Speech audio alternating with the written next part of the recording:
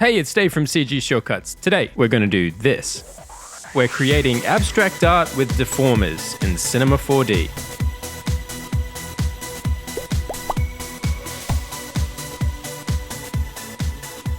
This video was brought to you by Skillshare, where you can get access to over 25,000 full courses on a huge range of subjects. The classes are project-based, and teachers take you through all the steps in creating each project, and when you're done, you can share your work with teachers and the student community for feedback and support.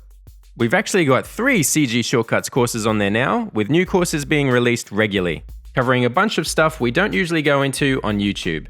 So if you want to test out Skillshare, there's a link below for a free 2-month trial that will give you access to the entire catalog of courses, including the courses from CG Shortcuts, so you can see if it's right for you. Now let's get back to the tutorial. This week's tutorial is actually taken from our new online course, Ultimate Abstract Art in Cinema 4D. But I thought I'd give you guys a bit of a preview. This lesson is the first lesson in the course, and it covers a bunch of tips for using deformers to create abstract art. You can check out the rest of the course at the link below. Hope you find it useful. Let's get started.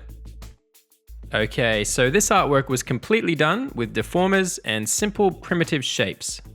Now, if we go up here to filter and turn on deformers in our viewport, you can see all these cages here where the deformations are happening. And if we go over here and take a look under art, you can see all the primitive shapes and their deformers. So to give you a bit of a before and after, if we grab this guy, we can see Sphere 3 over here has an FFD deformer applied to it. And we'll be going through what all these deformers do shortly, but you should be able to see the effect of this deformer. If we switch it off here, it just reverts back to a very simple sphere. And it's basically the same for all of these shapes. If we grab this guy, you'll see that it's just a boring old capsule with a couple of deformers applied down here. If we switch off the bend, you can see that there. Then we'll turn off the taper as well, and it's back to being a normal old capsule. So it's really easy to get some interesting shapes from very basic objects. So let's take a look at some of these deformers and how you can use them in your artwork. Okay, we've got a simple cube here that we'll use to demonstrate some of these deformers.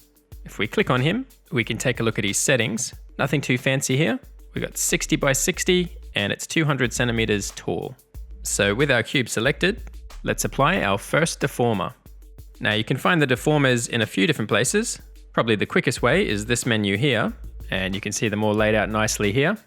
But if your version of Cinema 4D doesn't have this menu, you can also find it up here under the Create tab, then Deformer, and here's our list again. Now, because we want to go through a few of these, we don't want to be digging around in menus every time. So what we can do is rip this tag off here by clicking right here. Then we can position it wherever we want on the screen for easy access. Okay, so you might have noticed Cinema 4D has loads of deformers. We won't be covering all of them in this lesson, but I'll run you through all of the deformers I use to create this particular artwork. So we might as well start at the top with the bend deformer. So making sure you've got your object selected, we'll choose our deformer, and holding the Shift key, we'll click it. And that way it'll automatically be applied and become a child of our object. Deformers need to be children of objects for them to have an effect. And you can see here, there's our bend, although it doesn't look like it's had any effect just yet. If you look over here, you can faintly see what our bend looks like in the viewport. We've got this light purple box around our object. And if that's a bit hard to see in your scene, like it is in mine, we can change the color of that. If we come over here to the Basic tab, we can turn our Use Color to On, and straight away in the viewport, you can see our bend has gone white here. We can actually click this and change it to any color we like. Let's grab a nice bright yellow. Okay, that's a bit easier to see. Let's go and take a look at some of the other options we've got in our bend deformer. So down here, back under the Object tab, we can find our main deformation settings. Let's start by cranking up this strength setting here so we can see this effect. And we can see some bending going on. The bend shape itself is bending quite nicely, but our cube doesn't seem to be keeping to that shape. So let's go and grab our cube and see what's going on. The issue is actually because of the segments down here. And it might be a bit easier to see if we come up to display and turn on the lines. Now we can see the geometry of our cube is pretty low. We don't have many divisions in here, so it's not able to bend with the bend deformer. So to fix this, all we have to do is put in a few more segments. If we divide this up a bit more in the Y direction, let's say 10 segments, that should hug to that shape quite nicely. And you can see how that geometry is now able to bend to that shape. So the more segments or subdivision you have, the smoother the deformation should be. We're going to be deforming this cube quite a bit, so we might just add some segments in the X and Z axis as well. Okay, let's take a look at some of these other settings. So now if we play with that strength, everything should be working as it should. We can get some pretty cool bends out of this, although you might have noticed it's also stretching our mesh. If you don't want the stretch and you want it to keep its length, all we need to do is turn on Keep Y-axis Length. And now no matter how far we bend this, the Y-axis should stay the same length. We can also play with the angle of the bend and get something like this. And you can even limit this effect to a certain part of the object. If we come over here with the mode set to limited, we can shrink our bend down in the Y-axis and have only that bit affected by the bend, while the other parts stay nice and straight. But at any time, if we want the top and bottom to be affected by this bend, we don't actually need to scale it up again. We just need to change the mode to unlimited. And this gives you a nice tight bend through your whole object. The final mode we have is the within box mode, which keeps the effect within the boundary of the deformer. But sometimes you might get some pretty strange results from that. I can't say I use this feature too often, but it might work for you in the right situation. Right, let's put this mode back to limited for now. You can also move and rotate your deformers. If we grab the rotate tool and scoot this around 180 degrees, you can see we've easily got a bend the other way now. So we can have that bending towards the bottom. Okay, let's undo that a few times and get it back to how it was. We want to try the next deformer, so let's go and switch our bend off by unticking it here. Then we'll grab our cube and head back over here, and this time we'll grab the bulge. Don't forget to hold shift when you click it so it's automatically applied. And again, you can faintly see our new deformer in here, but you can still see our old bend deformer here, which can be a bit distracting. You can actually hide that from the viewer with these stoplights up here. So to hide the bend, we just need to come down here and click on this top stoplight twice until it goes red, and that turns off the visibility in the viewport. But if we turn our bend back on, it will still affect our geometry. The bounding box just won't be visible. Okay, let's turn that off and concentrate on our new bulge deformer. You probably noticed it's gone back to that pale purple color, which is a bit hard to see. We want it to be that yellow color again. Now we could go back to the basic tab and select a color, but we don't want to do this every time. So I'll show you a little trick how you can override the color of all the deformers in your scene. We'll just go up to Edit and down to Preferences. And here's all our Cinema 4D preferences. But if you scroll right to the bottom, there's a Scheme Colors tab. And if you pop that open, we've got Editor Colors. And you can see it's already selected here. We've got Deformer set to purple. And you can change pretty much anything in Cinema 4D, but we just need to change this color. So let's grab a nice yellow color again. And you can see that update in our viewport up here. So now that we can actually see our bulge deformer, let's go and see what settings we can play with. So we'll go over to the Object tab, and it's all looking pretty similar to the bend deformer. So let's start with the strength setting again. And it does pretty much what you'd expect. With the positive value, it bulges out, and with a negative value, it bulges in. You've also got a setting for curvature here. You can see if we bring that down, it straightens it out. And if we bring it back up, it smooths it out until we get to this point. So you could use it to create some pretty wacky effects. There's also a fillet or fillet option, which softens the effect at the top and bottom. Again, can give you some interesting results. And you can probably see that a bit easier with the positive value in here. That's kind of cool. And that's about it for the bulge deformer. It's also got some different modes here, which are more or less the same as the bend. So we'll switch that guy off and grab our cube and move on to our next deformer. This time we'll bring in a shear. Again, holding shift. And again, we can still see our previous deformer here. So we want to hide that. So let's crank the strength up on our shear and see what happens. Again, exactly as we'd expect, it shears the object or tilts it over. And just like in our bend deformer, we've got an angle option here. So we can have that shear any direction we like. We can also control the curvature. So we can almost have that doing exactly what the bend was doing. At 0%, you can get it to just tilt, more or less, like this. We've also got a fillet option, which you can't really see when the curvature is set to 0, but if we turn that back up, you can see we have less of an effect at the top and bottom again, and you can create these cool wiggly effects. And that's pretty much it for the shear deformer, so play around with that. Let's take a look at the next one. We'll switch that guy off and do our little trick to hide it. Then we'll grab our cube, and this time we're going to bring in the taper. So we'll come down and crank the strength up to see what this does. And I'm sure you would have guessed, it just tapers it to a point. And if we make our strength a negative number, we get the opposite effect. We've also got a nice curvature feature here, which gives our taper a bit of a curve. And we can always spin our deformer around, so our taper goes the other way. Let's just undo that. And we've also got the fillet effect again. So the top and bottom affected a bit different. So again, you can get some interesting results, so play around with this guy. We'll turn him off and grab our cube again. And now we'll grab the next guy in our list, the twist. This one's one of my favorite deformers. It only really does one thing, but it does it well. If we crank that angle up, it's going to twist our geometry. And without much effort, you can get some pretty cool looking shapes. Okay, before we go on to the next one, I just want to show you how you can use multiple deformers to deform your objects. You can actually stack all these guys up, just as we've done over here, and you'll find that they all affect the object. If we turn the bend on, you can see the bend has just affected it, but it's also kept the twist. But you just have to be careful the order you put these in. If we move the bend up to the top here, you'll see we get a different result, and that's because it's applying the bend first and then the twist. They're applied in order from top to bottom, and that's actually the way most things are calculated in Cinema 4D. So if you wanted this cube to be twisted and bent, I'd probably do the twisting first. So we'll put that bend back down here, and it might actually be better to bring in a fresh bend and not use the one we've been messing around with. So we'll turn that off, switch him back on, then we want to grab our cube, and holding shift, we'll bring in a new bend. Okay, so our cube's already twisted. Now we'll just bring our new bend below that, and we can bend the twisted geometry. And you can also smooth out the result here. At any stage, we can come back to our cube, or whatever object you've used, and just increase those segments.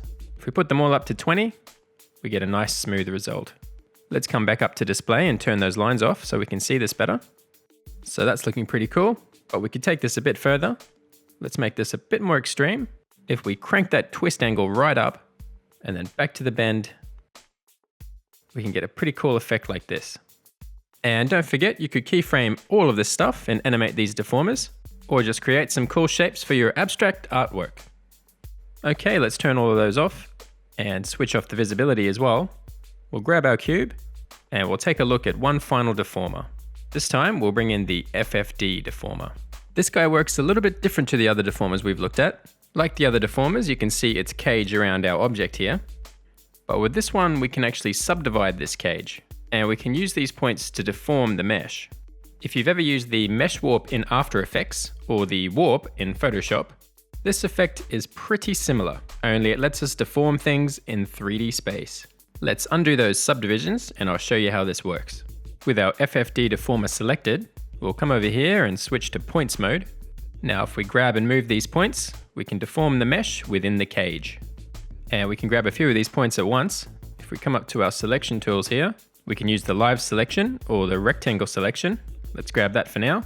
And we'll click and drag to grab these points here. Then we'll just drag them over here. And you can see that deformation happening now. It's interpolated between those points to give us a nice round deformation here. So you can see how powerful this deformer is to get some quick abstract shapes. If we come back up here and switch over to the live selection, we can grab individual points and drag them out and get some cool results. So just have a play and see what you can come up with. Okay, now that we've looked at a bunch of these different deformers, we'll start a new project and I'll show you exactly how you can use them all together to create an abstract artwork. So this is pretty much how I started my artwork. We've just got a bunch of primitive shapes in here. I usually start with a pretty basic composition and then add the finer details as we go. Obviously, primitive objects can look a bit boring, so all I did really is add deformers to each one of these objects. So let's do exactly that. But before we do, let's have a quick look at the geometry here. we'll turn on the lines, and you can see all the objects are pretty dense, and that's the way to go if you want nice smooth deformations. But you might notice the geometry on these three spheres is different to this guy. This is what the geometry looks like on a standard sphere, but you'll notice if we tilt this forward, we get these nasty looking poles here, where the geometry is not evenly distributed. I try to avoid this if I'm using deformers, so I change the spheres to a different type of geometry. You can find that over here under type. I like to set it to icosahedron, which gives us these nice even polygons. Okay, now that that's sorted, we can turn those lines off, and we'll start adding some deformers. Let's start by deforming this cube here. To begin with, I think we'll use a twist. So remember, holding shift, we'll apply that. Then we'll bring that twist angle up. Something like that. That looks cool, that's him done. Now we'll grab this capsule over here. And this time, let's bring in a bulge. Then again, we'll up the strength. We'll give it a negative value so it bulges inward. And now we might use another deformer on top of this. Let's bring in a bend. Then we'll play with the strength again. And the angle until we get something that looks kind of cool. Then we could probably grab our capsule again and apply a third deformer. Let's try a taper. Again, we'll tweak that strength and we'll make our capsule come into a point. And maybe we want it the other way. So we'll grab this and rotate the taper. And just like that, we've got a liquid splash kind of effect.